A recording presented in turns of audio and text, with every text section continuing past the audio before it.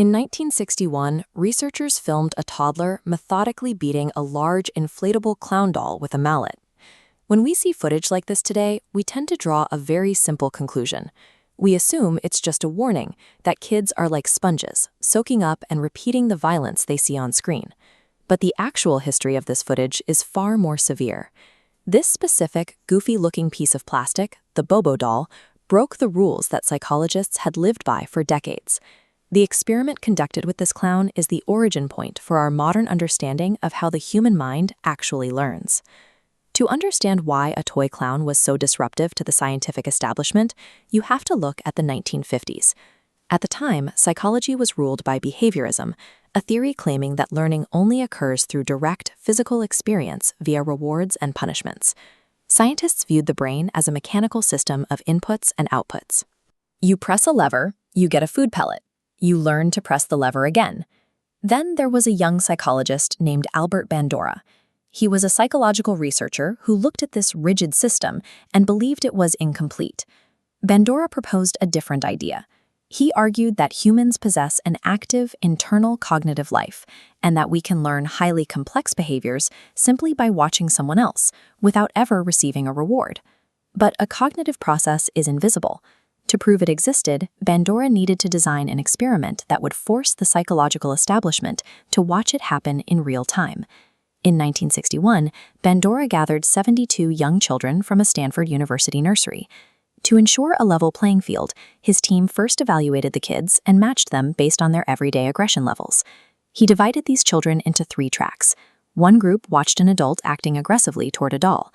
Another watched an adult playing quietly. A final group had no exposure to an adult model at all. For the aggressive track, the adult model didn't just push the Bobo doll. They performed highly specific, unusual actions. They hit it with a mallet, tossed it in the air, and shouted specific phrases like "pow." This specific sequence was designed as a unique signal. If a child later performed those exact movements, it proved they were learning through observation alone, without any direct reward or conditioning. But before the children were tested, Bandura's team introduced a controversial step into the study: aggression arousal. The researchers brought the children into a room filled with amazing toys. But as soon as the kids started having fun, the researchers told them the toys were reserved for other children and took them away. They intentionally frustrated the kids before sending them into the room with the Bobo doll. The results were striking. The frustrated children who had observed the aggressive adult imitated the exact sequence of violence.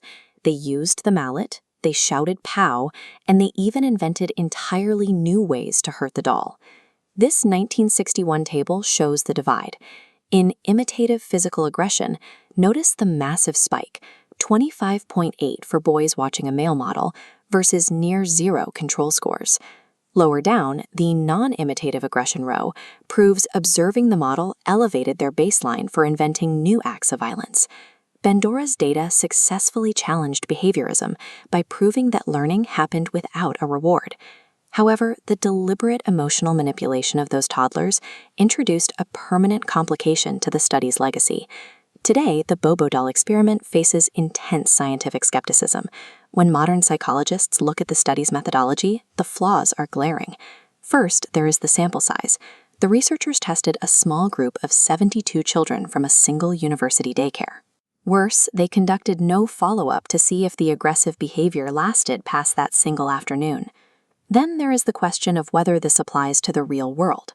Critics argue the kids weren't learning violence at all. They may have simply been learning how to play with a toy that is literally designed to be a punching bag. Finally, the methodology is an ethical problem by today's standards. The researchers deliberately frustrated young children for the sake of the study, long before modern rules of informed consent were in place.